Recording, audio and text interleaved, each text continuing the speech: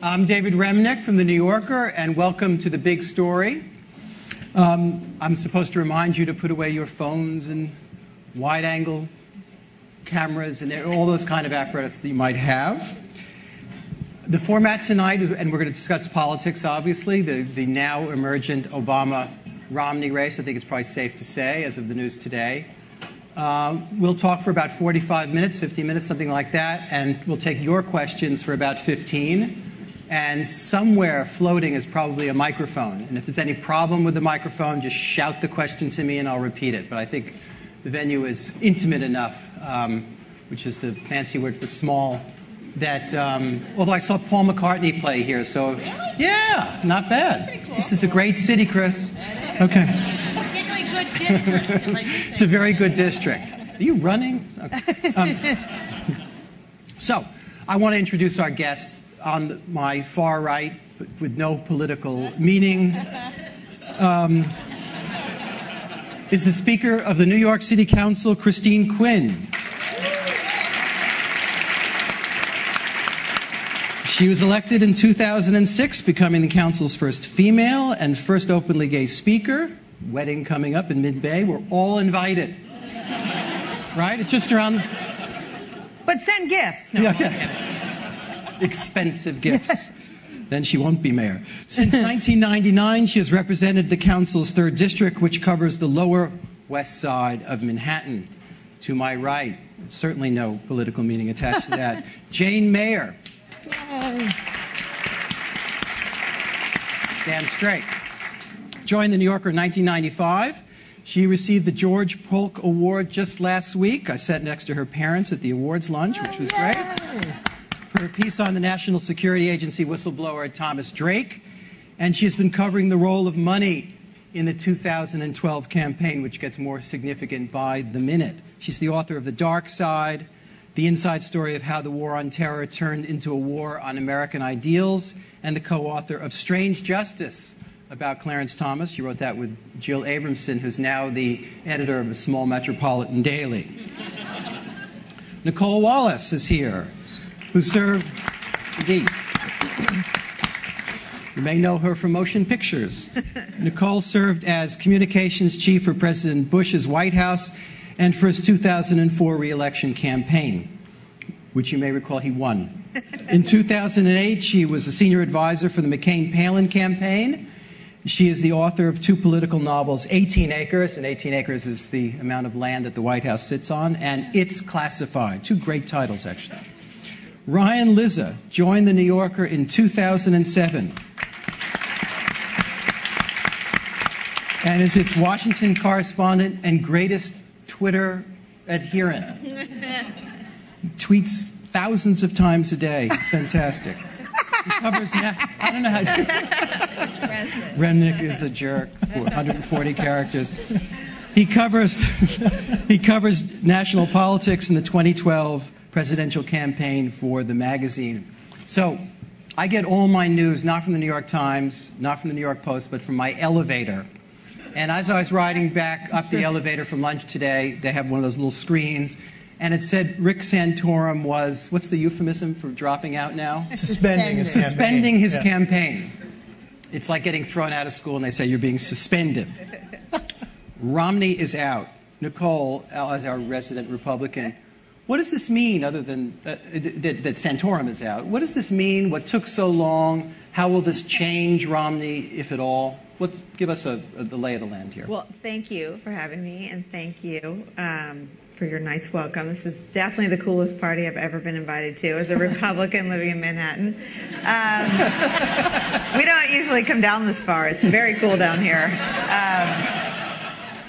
What does it mean? I mean, it means our long nightmare is over. I mean, I said a year ago that the dysfunction that went on in the Republican Party in our lusting after all these guys who had no interest in running, Christie, Ryan, you lusted after Chris Christie.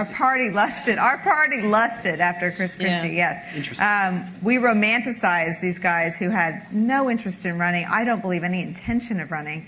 And that began the erosion, I think, of confidence in Romney's ability to pull it off, and it's been downhill from there. This drawn-out primary is just a symptom, I think, of what's been a perceived weakness. So you don't take the Etch-a-Sketch so easily. That doesn't really That's work the least of his problems. I think that he would be a competent executive, but I think he has a lot of, and I think he's going to run an excellent campaign. I think that if you look at the Obama campaign and the Romney campaign, they're even in terms of the competence with which they'll wage national campaigns. I think they'll be pretty even on money. I don't understand the outside money as well as you do, but as far as, I think Obama will probably outraise him, but Romney will probably tap into more outside money. I think they'll be comparable in terms of the way they can play to outside events. But I think that Romney, while he runs things very well, that's his thing. He's an expert turnaround guy. I think he has a lot of challenges as a candidate. I think he'd have a hard time sitting up here and conversing. Well, let's begin with one challenge. Let's stay with you for a second. How much of a bite out of Romney's hide did the presence of people on the much farther right take out of him? In other words, how much did he adjust rhetoric look, and way to damage him? It's an asset turning into the general election. The fact that the far right beat up on him should be an asset. Why is that? Well, I think when you go to present yourself to the people who decide elections, which is largely women, who make up the biggest swath of the independent voters, self-described, and people who just behave like independents but are registered with one party or the other, it makes them feel a little better about you if the social conservatives on the far right hate your guts. But as we saw with McCain, that lack of enthusiasm does have an insidious and lasting effect on sort of the lift that your campaign has a hard time getting. Ryan, what do you think about... It pushes you to make certain important decisions that you might not do otherwise, like with Palin, right? I mean, he had to do something... He had to pick someone that conservative. Well, I mean, that's a 7-hour conversation, but... 2 hour. That's why we're here. There's a bar. We have 7 hours. Ryan, what Santorum's effect and the effect of his leaving? What lasting or indelible gain or the opposite does he leave on candidate Romney? Well, I think the first thing to say about Santorum is there's a lot of talk about how Santorum's success in this campaign, he won 11 states, he won almost 30% of the votes. He's going to make it probable that Mitt Romney does not win a majority of the votes in the primary. Well, it'll be the second Republican in the Republican Party's history that wins the nomination without winning a majority of the votes. The first was John McCain. So he's damaged Romney. I don't think that Rick Santorum has much of a future in Republican politics. There's a lot of people today talking about how he's set himself up for the next race and that he will be the sort of heir apparent in the way that Romney was this time around after losing to McCain. I don't really see that. I think that there was always a place for the anti-Romney vote, and specifically there was a place for voters, for social conservatives, evangelicals, who didn't like Romney's history as a moderate on abortion, and that's where, so Santorum was a placeholder. It was Gingrich for a few days, and then of course, earlier in the primary it was Kaine and Bachmann. It was anyone who wasn't Romney. So I think Santorum, you'll see him on Fox News, but I don't think you'll see him as the vice president or as Romney's running mate, and I don't think you'll see him as a significant influence in prime time in the convention. I don't think. Yeah, exactly. Jane, go ahead. All I was going to say was I do think if you think of him as a placeholder, if you put all of those candidates together, it shows there's a tremendous amount of support for someone to the right of Romney if the right candidate came along. And I think that some people are going to look at this election as like 1976 when Reagan didn't get the nomination and Ford did, but it just sort of made them hungrier for the right and the right-wing candidate. See, I don't think that's going to. I don't think it's like that. I don't think it's like '76 because I think the Republican Party has become much more ideologically homogenous since the '70s. And even though you saw a divided party, you saw this 30% evangelical vote go to Santorum.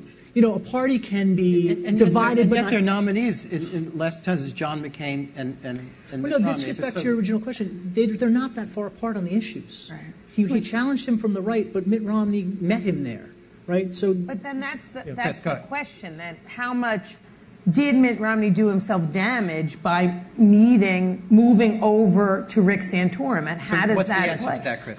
I mean, I may be un petit biased, but I think he did. I mean, he entered with, a flip-flopper problem. And look, I think there's a difference between having positions evolve. I think there's a difference between times changing and position changing. I think we actually want leaders who can learn and grow.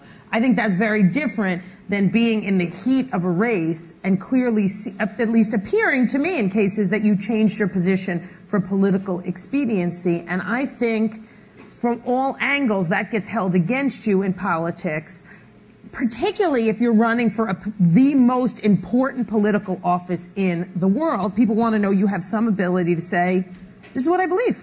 In fact, and Romney ran at some of these candidates from the right. On immigration, yes. He went at Perry from the right and Santorum from the right. So on that issue, And Gingrich, he has a really hard time with Hispanic voters, people think. As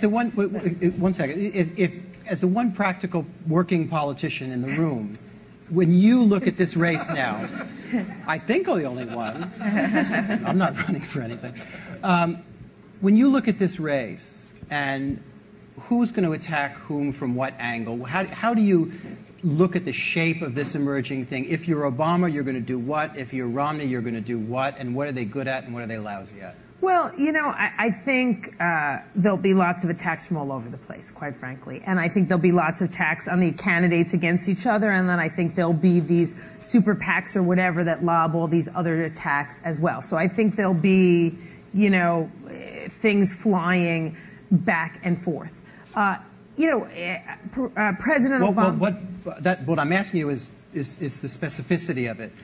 What are the grenades in particular? Well, I mean, I think we've seen already with Romney, he's going to talk a lot about the economy. And did the president get the job done? And has he made the economy better? And does he have the right vision for what it takes to run the economy of the United States? I mean, I found it curious kind of recently I was watching Romney talk about the perspective that President Obama had when he was an organizer working in places where plants and factories had closed, and kind of blaming the president for rallying unemployed workers in response to losing their jobs, which seemed to me, on one hand, completely contrived and hard to wrap your mind around, and on the other hand, brilliant.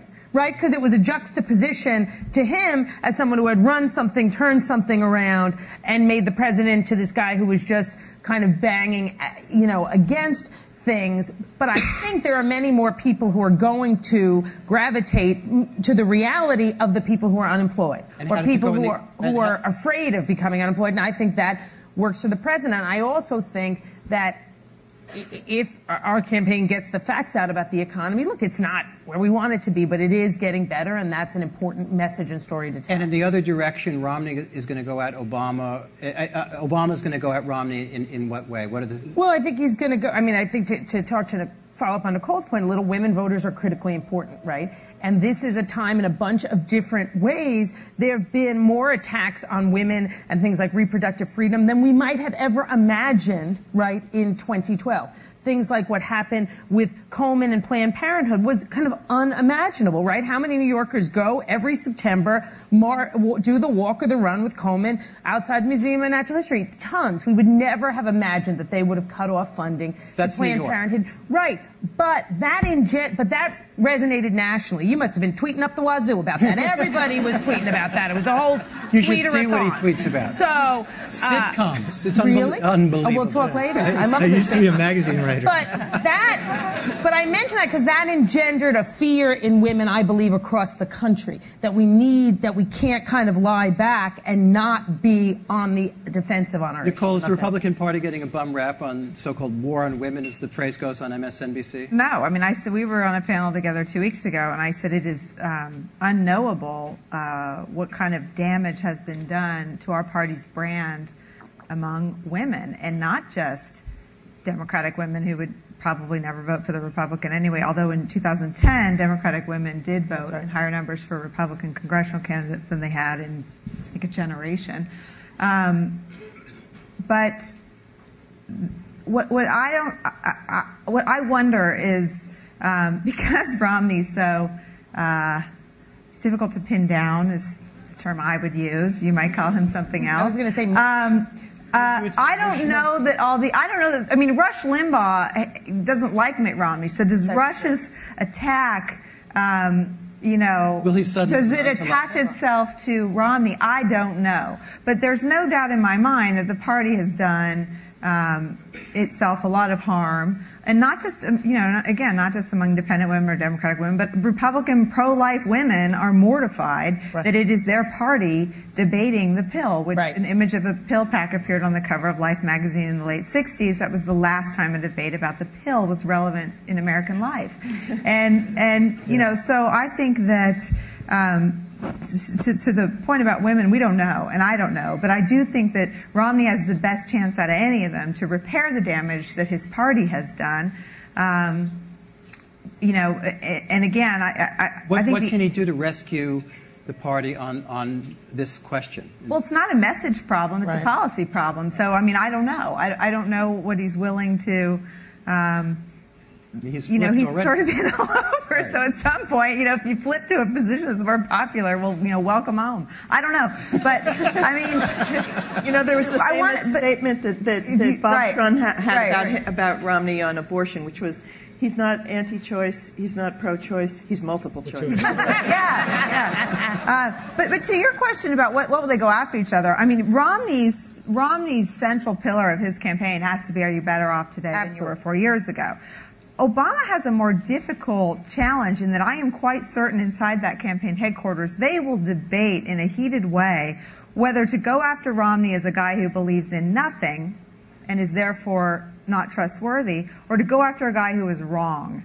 And this very same debate took place inside the Bush 2004 campaign headquarters about John Kerry. Was he a guy who believed in nothing? Should we, send the college kids an email about bringing flip-flops? Or was he a guy who was wrong? And they're mutually exclusive? They are mutually, well, I mean, I think so. I mean, I think if you're dead wrong, but you say, when I get to Washington, I'll listen and I'll change, then you take away the other argument. But you settled on the character attack, not the policy attack. Right. Yeah. I mean, why? Well, I mean, we decided that after he said that he voted for the supplemental war funding before he voted against it, that it was just a priceless moment that we couldn't create or fabricate in terms of trying to build a case for him being wrong. And the Democratic primary in 2003 gave us better examples of being out of the mainstream than actually Kerry did. I mean, when Dean was in, the whole field as a field, and the White House has a strategy to deal with the primary in the other party. And so during that primary, we were talking about the party being out of step. But I think with John Kerry, and it proved effective, that he was just a guy that was rudderless. It's interesting. The man that made the flip-flop ad that everyone remembers about John Kerry, the one with him on the windsurfing thing, is now the media advisor to Romney. Stewart. And Rush Schreifer, very bright guy. And Stewart Stevens. I wonder if because they actually made that argument against another candidate, if they have some idea how to defend against it better. I don't know how they're going to deal with the flip-flop thing exactly. I mean, they have a lot of problems with Romney, though, and it's just to close out the point. I mean, people want to understand the person. They want to know something about their character, and so I think to anticipate the attack and know how to answer it is something I'm sure they've been preparing for a long time. How do you analyze Barack Obama's unwillingness to be straight, as it were, on the gay marriage question? He's afraid. He's afraid, isn't he? He's afraid. Flat out afraid. Well, you answered that directly, honestly, and thank you. And should he be? I don't think he should be. Because you know what? In my opinion, anybody who is going to vote against Barack Obama on gay marriage is already voting against Barack Obama on gay marriage, because that subset of voters think he is for gay marriage. And they think the second he gets reelected, he's going to hold gay marriages in the White House. You know what I mean? So that group of people is a lost cause to him. And I think the bigger question isn't even why he hasn't done, in my opinion, the right thing on gay marriage, because on some level, even hardcore LGBT activists can kind of understand that at this moment in time. There's other things he could have done around protections in contracts, U.S. government contracts, and around LGBT protections and things like that are a bigger question that I don't understand, because I don't think there is any political justification to that fear, and I don't know the answer to that question. Do you think it's personal to Obama? Does he not care about the issue, or is it strictly, what is it? He used to be straight up pro. When he was a politician in Chicago, which you wrote about so well in the last time around, he filled out a questionnaire and just said, yep, pro-gay marriage. I landed on an aid. I mean, I don't know the president personally, so I can't tell you what when we were at the movies what he said. But I don't think personally. I think he'd be a shusher at the movies. Yeah, I do. I know. And I'm a yapper, and I'm too loud. But invite him to the wedding, see if he shows up. That's a test. Expensive returnable gift. But I don't think it's personal. I think it's probably more of a political calculation that I just think is, in the end, incorrect, and beyond being politically incorrect, is just wrong. Because at some point, you have to stand for something. It might be, though, that while I agree with you that most voters who care about this issue, who are against him on other things also.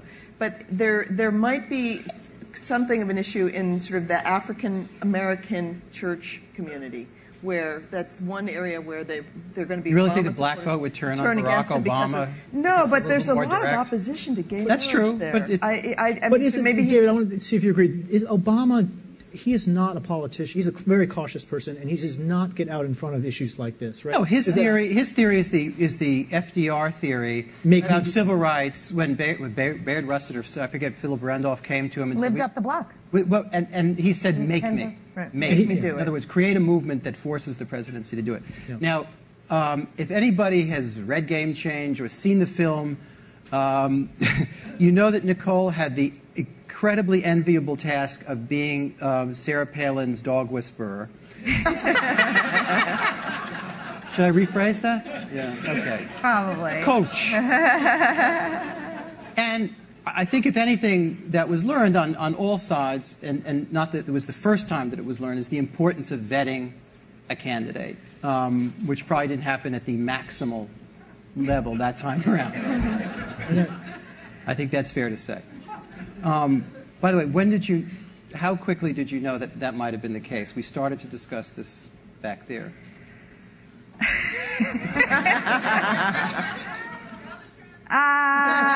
She does. Very quickly. So she was picked by a very small group of guys with a lot on their mind. And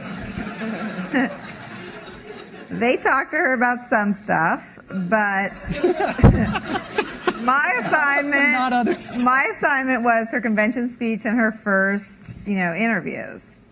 Okay, so I got a speechwriter, and he was brilliant. He's brilliant. And Matt Scully is one of the most beautiful writers writing political speeches right now. And he wrote her announcement speech, and then he wrote a draft of her convention speech, and we started going through it. And the questions that that was a good speech. I'm sure people remember that as a high point, no matter what you think of her or us or me. It's all right. I did Rachel Maddow's show live once at the 92nd Street Y, and I was so scared of everybody. I'm like, punch her out? No, she's right. But I'm like, it was so much scarier with people there. There's something about being on television where it's just like camera crew guys, it's people. Make me nervous in this city. But no, Palin. But actually, what is it? My enemy's enemy becomes my friend. I have lots of friends in New York. So Palin was so confounded by some of the lines in her speech, which were really just in there to demonstrate John McCain's superior experience and knowledge in world affairs. They weren't even in there to, show her as a world leader, heaven forbid. But her discomfort with the language in the convention speech was what sort of got me running out of the room with my hair on fire. And there's a scene in the movie where I asked the boys, did you guys, did you ask her anything? And they're like, what, why? And I said, well, I can tell you where you can go in there and ask her these 3 questions. And I won't say what they were, but they involved like continents and countries. And they were like, so you were playing map skills with her? No, I'm not, I mean, it was ugly. It all came out. There are no more secrets that I keep on her behalf. But the thing to remember, though, is she didn't pick herself. I mean, it's an indictment of, I think, the fear that I thought John McCain was a great man and a very good politician until the moment that he was so fearful of that far right wing of our party that he picked someone for the single reason of placating them. And I think in his heart he would have liked to have picked someone like Joe Lieberman, and I think that would have been a very brave and bold choice, and we'll never know. I now write fiction, and my fictional president picked someone in the other party because I could have gone to therapy or I could have lived out my fantasy in fiction. And I think a lot of us romanticize John McCain, but at the end of the day, he picked somebody because he wanted to win. And frankly, Obama did the same thing. He just made a much better choice. And and George Bush did the same thing. You don't pick your vice president because this is your new BFF, or they never deliver this. They never ever. It's such a. They never deliver a state that they're from. They rarely. Cheney delivered Wyoming. Cheney delivered Wyoming, but I mean, if we'd lost Wyoming, anyway. So the whole selection is about winning. So who did you pick this time? But wait, there are levels of about winning. I mean, you can't compare Biden with. No, I said it was a much better pick. Biden, But Nicole, Gore, and all of you, as you look at this field, and not that picking the vice presidency is necessarily the most important, although if it's disastrous, it could be really important in a negative way. Do no harm. Do no harm. First, do no harm. That's the theory. So second, third, and fourth. Do no harm. You're bruised by experience, Nicole. And Romney's sort of a do no harm kind of guy. Okay. Romney would. So who do you think? Oh, it's Romney isn't going to do something that shocks your pants off any of y'all. I mean, he's going to pick somebody that's on TV all the time on behalf of the Republican Party, that's an articulate and eloquent spokesperson, probably for entitlement reform, which is snooze bore, but it really is one of the only things that a White House, really seriously has to deal with. And so, I mean, I think someone like Congressman Ryan will be on the top of everyone's radar. Paul Ryan. Yeah. Okay. I think Jeb Bush will be talked about. At the end of the day, I don't think Jeb is someone's vice president. Why not? I just think, that they're very... they're top of the ticket kind of guys. I just don't think. I'll tell you why not. His last name is Bush. No, I think and Bush is more popular. Bush was more popular than Obama for 10 months in 2010. I mean, I don't think the Bush. I don't think that's the reason. That's not his reason. But the entire Obama argument is going to be that Romney is going to bring you back to an era that you'd rather forget. And if you put Jeb Bush on the ticket, that is a billboard for that argument. When you look at the Republican field, what would help Romney as a vice presidential choice? Well, I hope nothing. It's a tough city. Look,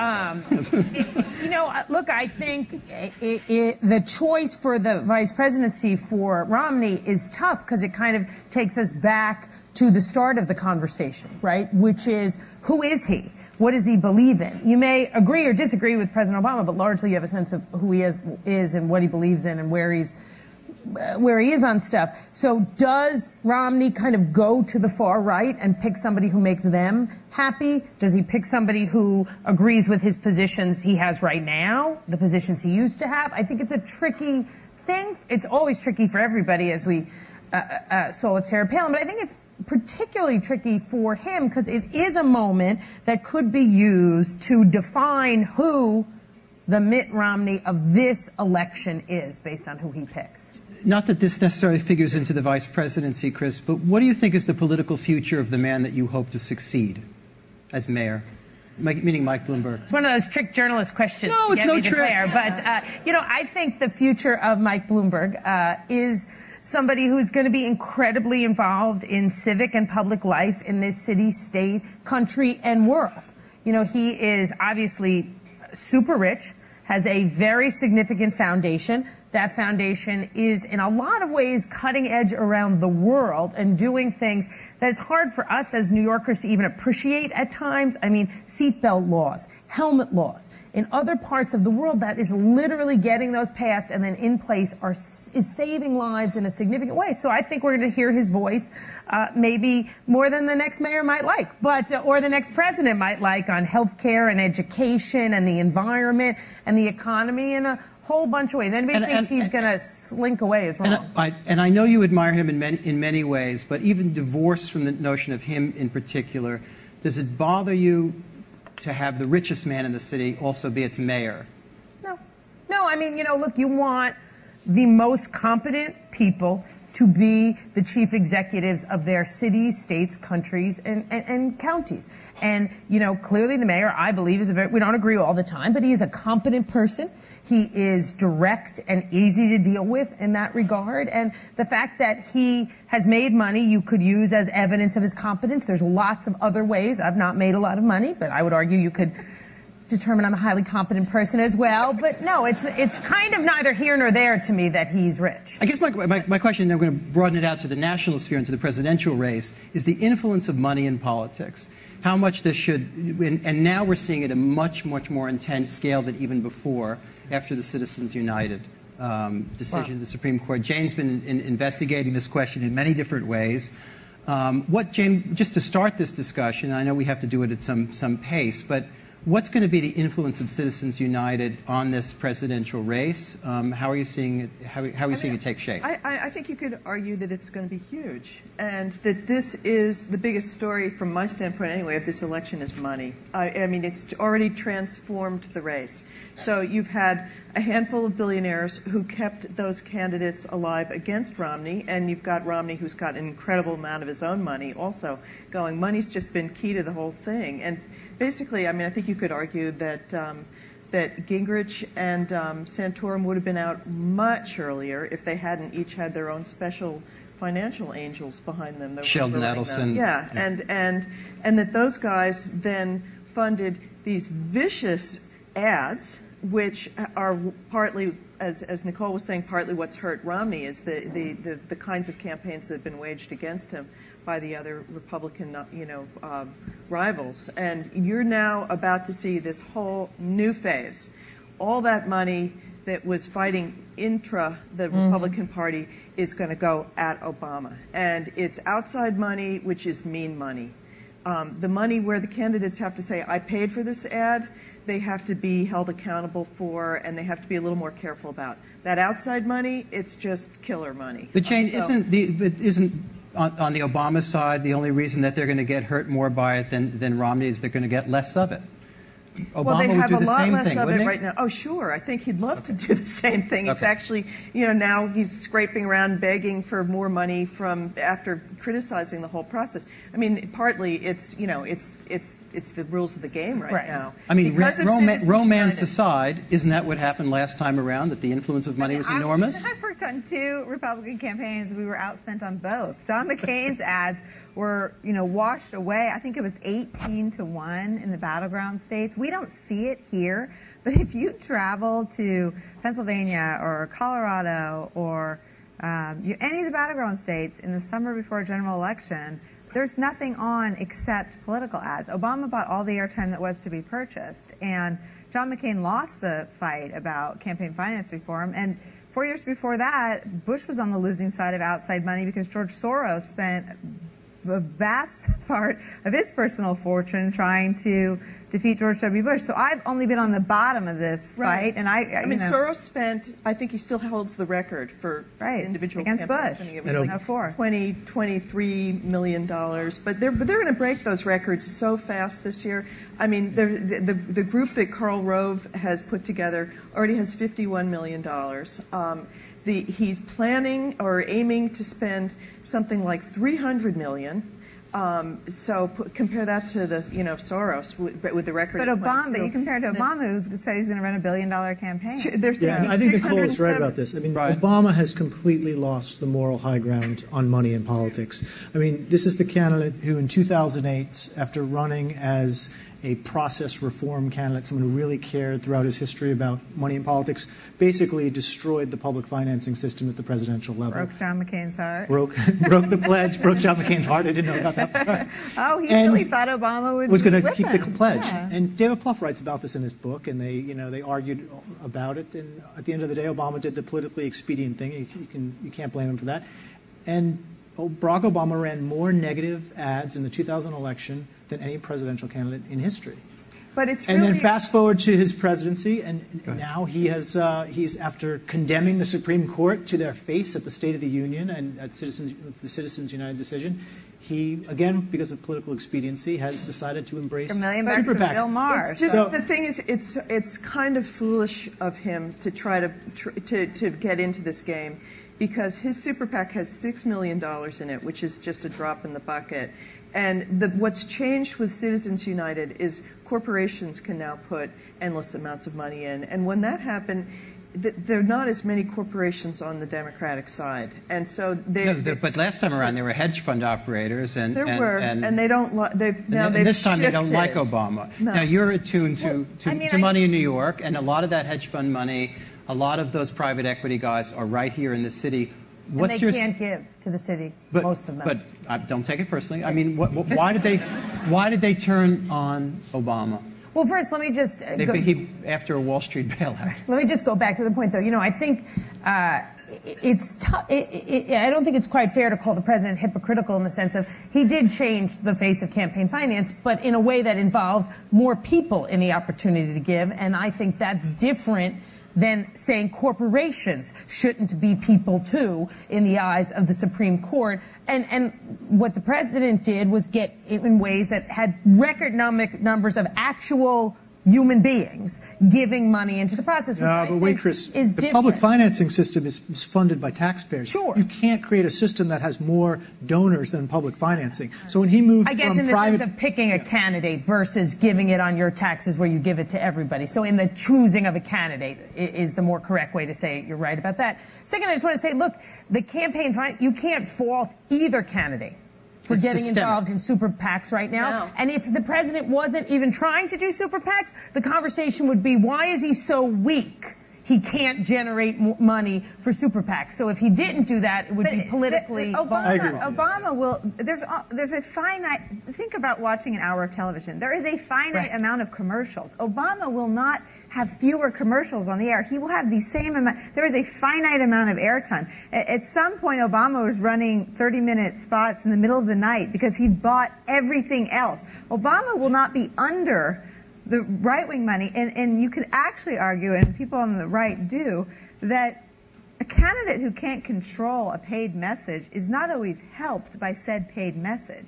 If it's not in line with what your campaign is arguing that day or that week or that month, you're not allowed to coordinate with these people. It's illegal. It's a crime. It's not just a slap on the hand or a fine. You would be prosecuted criminally. So these campaigns don't mess around. So nobody watching an hour of CSI, is that such a Republican show? Nobody watching an hour of 24. 24, that's Republican. I don't know. No one watching an hour of television. No one watching an hour. Nobody watches around. 60 Minutes. MSNBC uses a lot of that airtime. But nobody watching an hour of television will feel a disparity in right-left money. The difference may be that Obama is controlling all of his paid messages because all that money came from his campaign, from the $1 billion he said he would raise. And our guy is going to have, whatever, much smaller portion of that he's controlled and made. And then the rest may be filled up by totally uncoordinated, disparate attacks on his health care bill from 2010. I mean, it's not an advantage. But there is one other thing that's happening this year that's different, I think, and really insidious, which is a lot of this money is secret money. You cannot trace it, and I don't think that. Opaque. It's not disclosed. I mean, it's going into these new kinds of tax entities where you cannot figure out whose money it is, and so you'll figure it out. Listen to my boss. I think that was an assignment, direct order. Yeah, right. Well, she already has figured it out. Thank God. Last president. Neither I mean, that's not good for either. So that doesn't Right. just, I That's mean, just you know, bad. It's not a just partisan bad. We're going to get to your questions in 1 second. Last time around, in the last congressional round, Tea Party was a big, new, highly influential movement. Did Occupy Wall Street become a movement? Does it have any influence whatsoever in the race we're about to see, whether it's in raw political terms or in something more ephemeral? Or is it, I mean, it's very different than the Tea Party in that I don't think you're going to see Occupy Wall Street congressional candidates, running across the country. But I think had it not been for Occupy Wall Street and other Occupy movements, you wouldn't see the conversation about income inequality be as central as it is, not just in presidential campaigns, but in all kinds of electoral campaigns and dialogues across the country. So I think that is significant, and maybe at the end of the day, more significant than the Tea Party, where I think that may actually cause something to happen to bring greater equality versus the Tea Party candidates who you can argue just prevented things from happening. Jane, will Mormonism as such have any part of the discussion, religion have any part of the discussion this time around? Well, I think it's a very tricky question for the press, among others, because nobody wants to repeat what happened with JFK and Catholicism and make an issue of religion in a way that seems to be bigoted. So I think everybody's very careful about it. I mean, I think under the surface, there's a certain amount of resistance among some parts of the Christian community that look at Mormonism as a cult. I've interviewed some people who will say he's not one of us, but they won't sort of really say exactly why. But when it comes down to it, they think that the people who say that, no, because they think Obama's even less one of us. And so the people who, I think that they will shut their eyes and vote for Romney, basically. You've been inside political campaigns. You've been inside White Houses. I have been noticing for years that you cannot have a conversation with a political person without them. They're reading a BlackBerry the whole time, and their head seems to be radiating a kind of ADHD. It just looks like a way of existence that's unlike any other.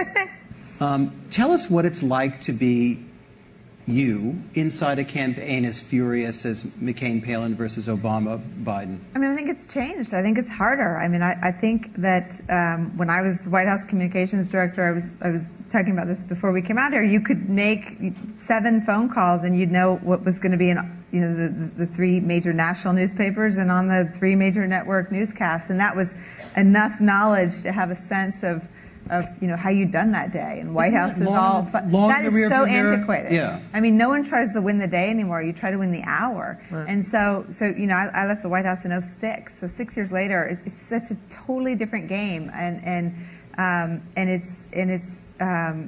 it's probably good for the it's always positive to democratize all these things, but it's a radical structural shift for a White House, which until I think 10 years ago didn't have email capability. I mean, the White House, because so much is secure and classified, right. there weren't everything wasn't even electronically available. You used to have to go to the White House to read anything classified, and after 9/11, lots of things were classified. Probably wrongly in many of your views, but that's another story. But what it's like now, I think, is even different from 4 years ago, where I mean, you look at what's happening in Sanford, Florida. I mean, a story doesn't have to exist on the front pages of our newspapers or in the first 2 minutes of our newscasts. And much like Obama with Gaddafi, we're leading from behind sometimes, from the chairs on the morning talk shows that I sit in, and the big daily newspapers, our New York Times here, our local paper. But I think it has radically changed the way campaign people that had my kinds of jobs do their job. And I wonder if someone much younger than me would be more senior than someone like me, because they have that newer skill set. And I wonder if the whole thing is flipped. And I think the tail on all this will be the candidates. Do the candidates change? I mean, we still have not old, but older men who didn't grow up tweeting and doing all that stuff. That's I wonder why if it will Ryan may run. Yeah, you should run. But I mean, I've been in the room where lots of politicians were shown, the Google, and I won't name It's them. plural. The Googles. Yeah. We The still Googles. call it the Google. Someone in our office years ago asked if I could have the Google password. Yeah, or my favorite question was, who updates the Google? Little gremlins inside the machine. One word answer, Ryan, and we'll go around the horn here, and then we're going to go to yours. Who's going to win in November? I don't know. What? I don't know. I know the first rule of punditry is you don't make, Okay, we'll excuse the pun. We'll take the punditry. No, I think it'll be close right till the end. We won't know. Oh until my much God. more. Sorry. All right, Nicole. It'll be determined by Colorado, Pennsylvania, and New Hampshire. I don't have an answer yet. Jane. I would add to that Virginia, Colorado, Iowa, Nevada. Four states throw it's me a going to be lot- decided. I'm going to give an answer, but I just want to say, not for nothing. If these three were doing the lightning round for me and other politicians, you'd be screaming yes or no. But you have to say Obama. President Obama. Very nice. Thank you. David? No, what are you, crazy? I don't make predictions. I'm the moderator. All right, so you have to make yourself known. And is there a microphone, Rhonda? Yeah? Okay. Where's that mic? There's somebody over here. And please, come to the mic. Oh, you have to go to the mic. Now you get up and go around. Just scream your question, and then have other people line up and go. All right, we'll walk. We should have music. She's a question right there. The Occupy thing, And please, Question or 2 minutes of stand-up. Question, no speeches. Go ahead. So, to what extent do you guys think that during the general election campaign, either candidate will try to surface disagreements over civil liberties against one another? And then substantively, to what extent do you think there are sort of disagreements between Romney and Obama in their view of civil liberties, I guess particularly in a war on terror context? Jane, you want to? Yeah, I think the people who were advising Romney are some of the people who were involved in the so-called enhanced interrogation program, some of them. So I think, and Romney actually had talked in the last campaign about doubling the size of Guantanamo. So much though Obama has not reformed that much in it, in this area, I think, and I think he's had a disappointing record from my standpoint. I think Romney's even more out towards the Cheney world. Okay, there was a question in here. Yeah, go ahead, Ben. That's all right. Go ahead, yell. Yeah, we're friends. In the 2008 campaign, the target was independent voters. Mm-hmm. What will be the focus in 2012? Because it would seem to me many Sure. voters was a women vote, Question is, female vote. So what will be the target? sure. In 2008, totally great question. In 2008, the target was independent voters. What will be the target this time around? Will it be women? What will it be? It's always independent voters. Yeah. What changes is that's a very blobby universe. And what's changed is that I think we have almost 1/3 more.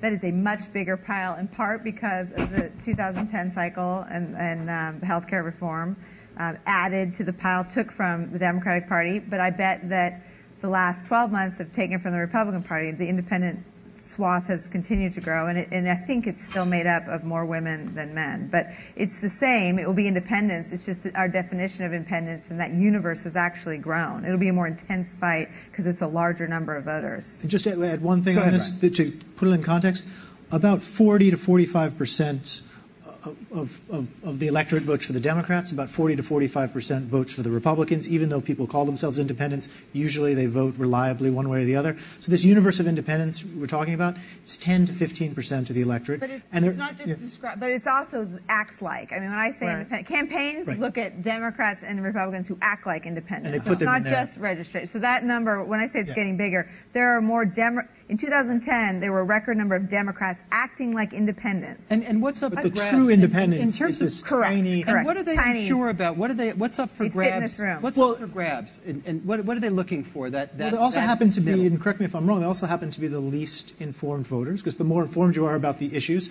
you're probably going to choose sides. So you're going to jump into that. They're big consumers of news.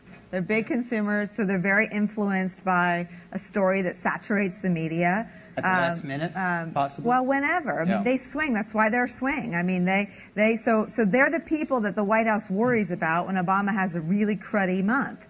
They are the people that they're unfaithful voters. They're not the party faithful. I think that's right, but I also think that in this election, another thing that's going to matter too is motivating the base to getting them to vote, because there are a number of states like North Carolina where the margin is so narrow that if the students and other sort of people stay home, they're not as excited this time about Obama.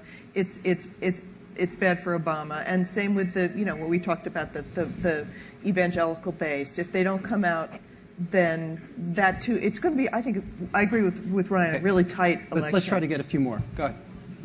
What made Rick Santorum stay in for so long to what seemed to be an inevitable losing battle? He kept winning.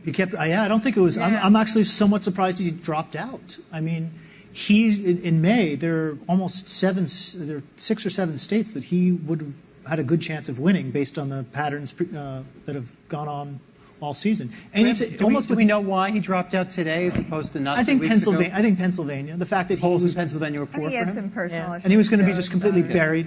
Yeah, there's the personal fact, but he was going to be absolutely buried by negative ads by Romney in Pennsylvania, and he didn't want to. Now he goes out on somewhat of a high note. Okay.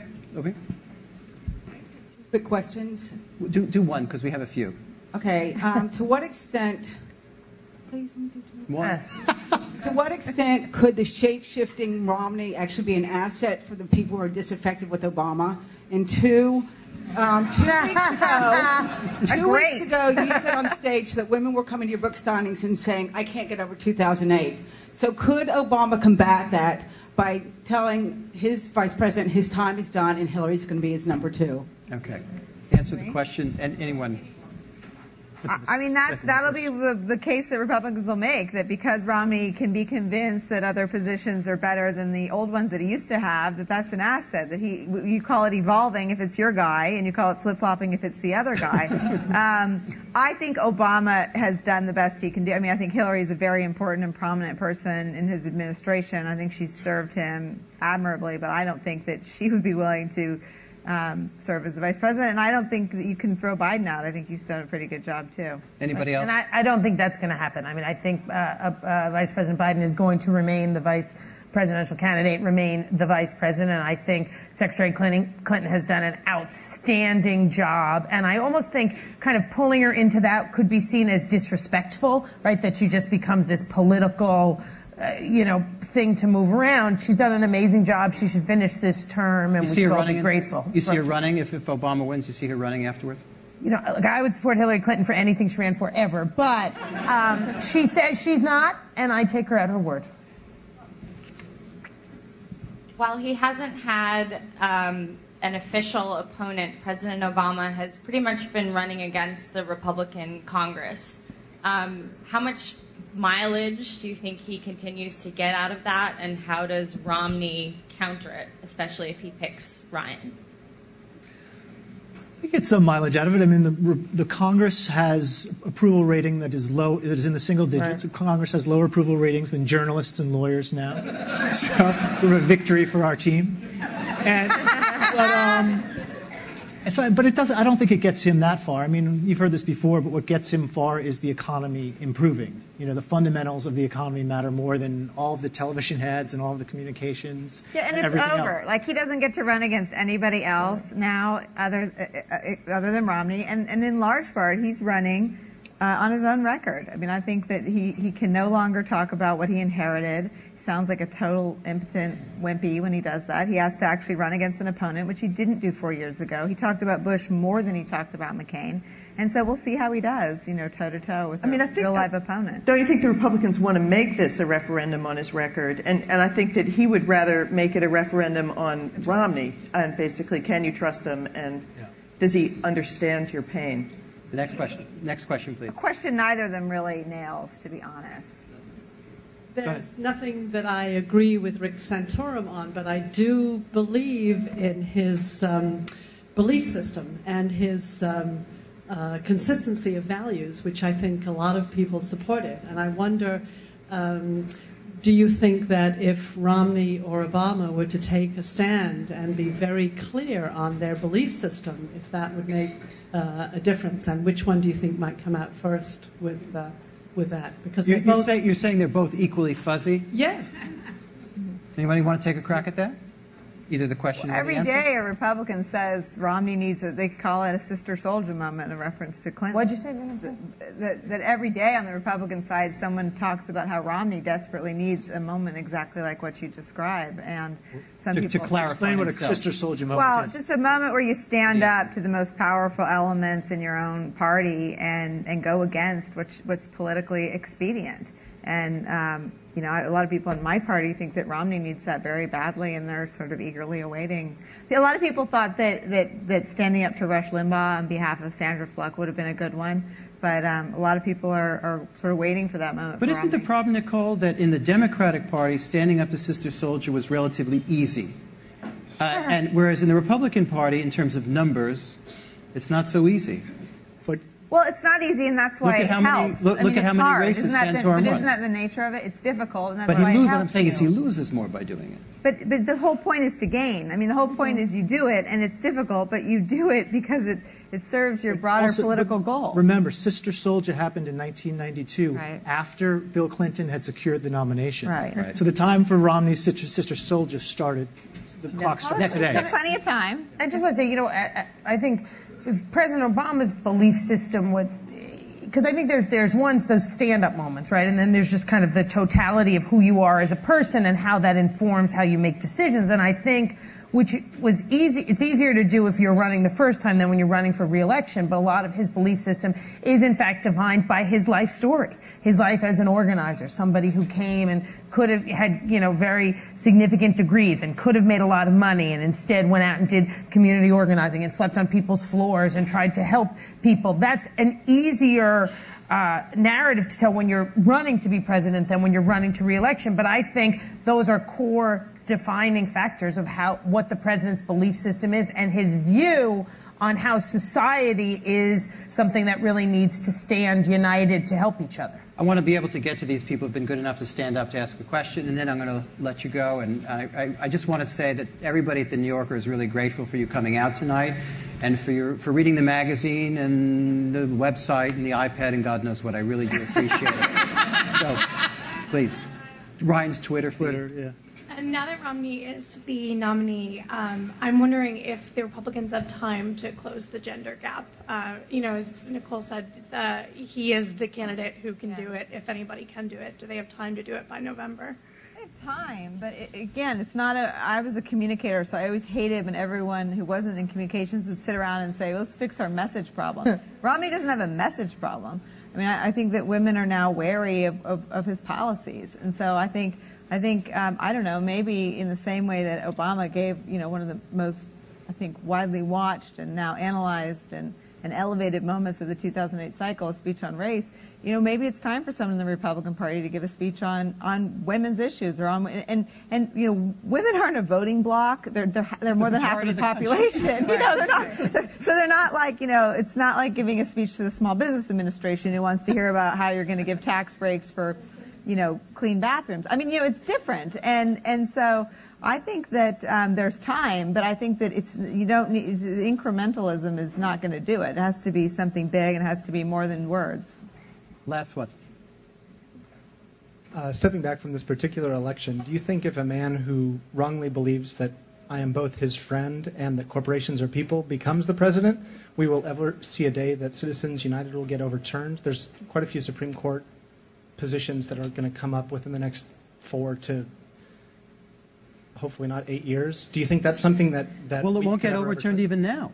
I mean, the breakdown is such. But if we go further down that road, do you think we'll ever see a day? Chris? I mean, I think if President Obama isn't reelected, then the Supreme Court will move further to the right, and the chance of decisions that some of us or many of us in this room would support happening are less likely, and decisions that we haven't liked getting overturned become far less likely. And I think, it is always a very important thing in every presidential election. And I think it's probably hard to communicate clearly, but the future of the Supreme Court, that lies, so much in the hands of who the president is. And so much of our lives lie in the hands of the Supreme Court. I mean, as you said before, I'm getting married next month. The future of whether my marriage exists within the confines of this state or the entire country of which I am a citizen, in some degree, could lie in the hands of the Supreme Court, as the California case will go there.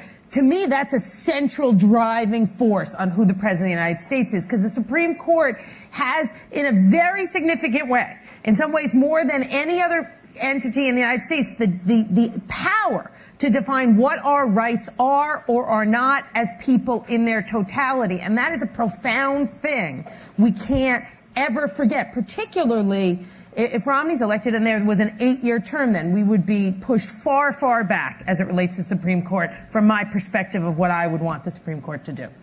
What McCain and Feingold have said about Citizens United and the future of all this is they predict there are going to be scandals. This much money, this much power concentrated in a few people's hands. And the history of campaign finance reform has been horrible scandal, then reform. Horrible scandal, then reform. So probably there will be, another disaster of some form, and then there'll be reform again, even with a Supreme Court maybe that's skeptical. But someone needs to write a law where, the flow of money is always protected under free speech. But Jane will find all this out. You could write the law. Jane is hoping but for the transparency would go a long way towards fixing it, because what infringes on the court's view of free speech is the flow of money. But there's nothing about remaining anonymous that's protected in our Constitution. So if someone actually, 9 out of 10 justices said there should be transparency. Clarence, on the other hand. But that sunlight is a powerful disinfectant in contributions. That is true. Christine Quinn, Jane Mayer, Nicole Wallace, and Ryan Lizard, thank you very much, and thank you all. Thank you.